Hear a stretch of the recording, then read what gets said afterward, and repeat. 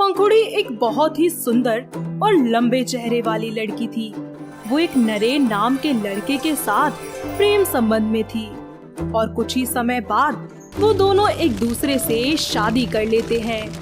उसके ससुराल में उसकी सास अमृता देवी रहा करती थी और पंखुड़ी अपने ससुराल में सारा काम पूरी जिम्मेदारी के साथ किया करती थी। मगर उसकी सास आए दिन कोई न कोई कमी उसके काम में निकालती ही रहती थी। ऐसे ही एक दिन उसकी सास उससे बोलती है, अरे ओ करमजली, रेलगाड़ी की तरह लंबी सी शक्ल की, जरा इधर तो आ। जी माँ जी, बोलिए क्या हुआ?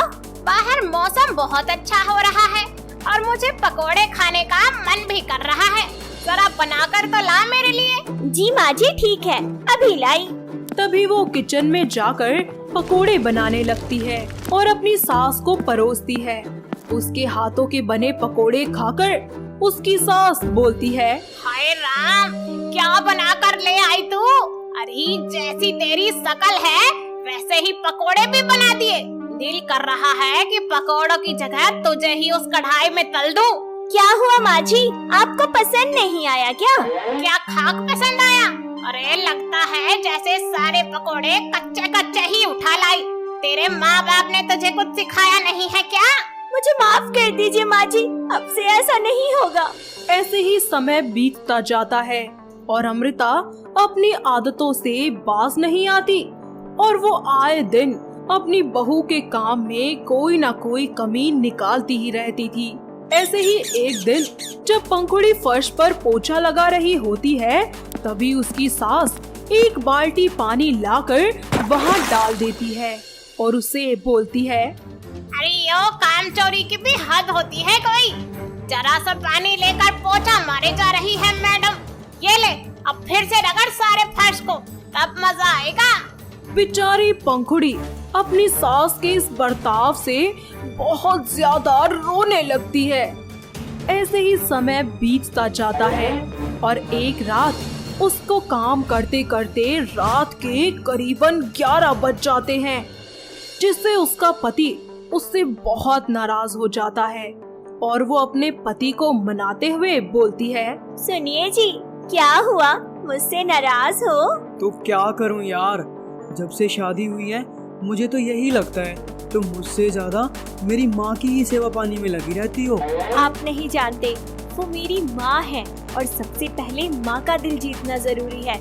वही मेरे लिए सबसे बड़ी सुकून की बात है।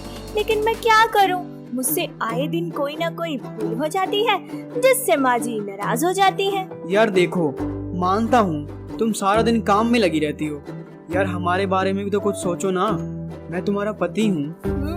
मैं सब समझ रही हूँ आपकी बातें। अच्छा जी, अब तो लग रहा है कि समझा भी दोगी अच्छे से मुझे सब कुछ। दोनों एक दूसरे को गले लगा लेते हैं और एक दूसरे के साथ प्यार भला पल एंजॉय करते हैं।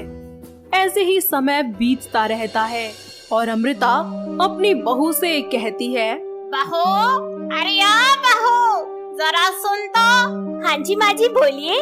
जरा मेरे लिए अदरक वाली चाय तो बना कर ले आ। हाँ जी माँ जी, अभी लाती हूँ। पंखुड़ी जैसे ही अपनी सास को चाय देती है तो उसकी सास जानबूझकर गरम चाय अपने हाथ पर गिरा लेती है और जोर जोर से चिल्लाने लगती है।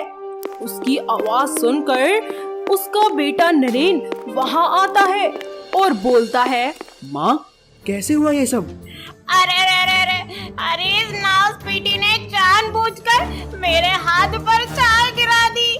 नहीं माँ जी, मैंने जानबूझकर नहीं किया, मुझे माफ कर दीजिए। तुम्हारी माफी गई भाड़ में। पहले माँ के हाथों पर दवा लगाओ और हाँ, ध्यान से काम किया करो, समझी ना? पंखुड़ी रोते रोते अपनी सास के हाथों पर पट्टी बांधती है और उसको इस तरह रोता देखकर उसकी सास को बहुत ज्यादा सुकून मिलता है।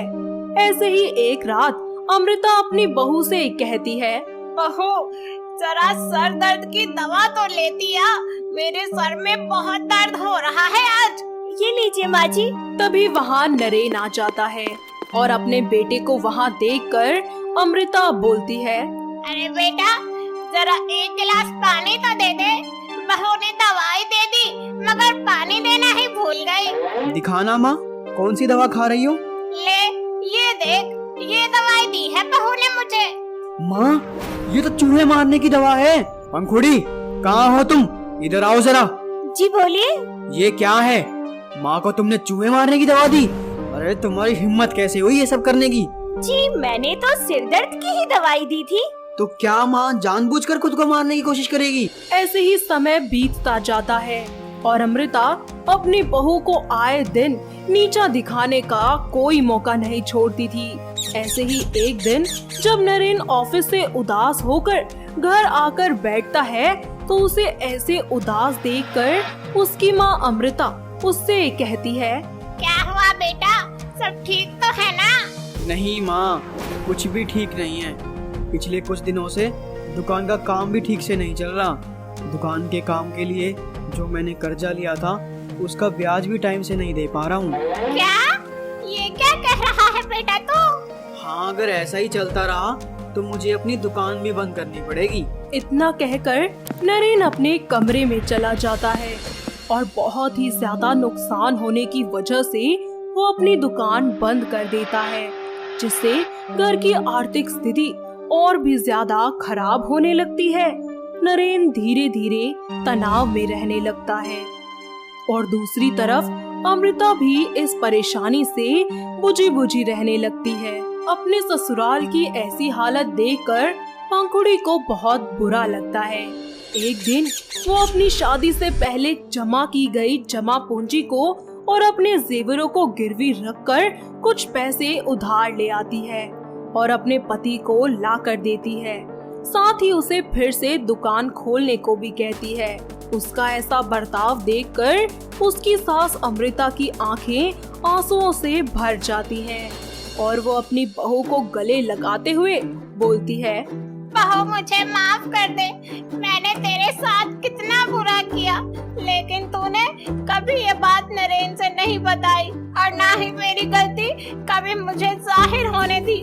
हाँ बहू, मैं बहुत बुरी हूँ, लेकिन फिर भी मुझे माफ कर दे। इस तरह अमृता को ये बात समझ आ जाती है कि जो कुछ भी हमारे पास है हमें उसकी कदर करनी चाहिए। साथ ही अब अमृता अपनी बहू के साथ मिलकर घर के छोटे छोटे कामों में उसका हाथ बटाती है। तो दोस्तों, कैसी लगी आपको हमारी ये लंबे चेहरे वाली बहू? क्या आपके घर के आसपास भी है कोई ऐसी बहू जिसका चेहरा ऐसे ही लंबा हो? अगर हाँ, तो उसे ये वीडियो दिखाइए और हमें कमेंट करके बताइए।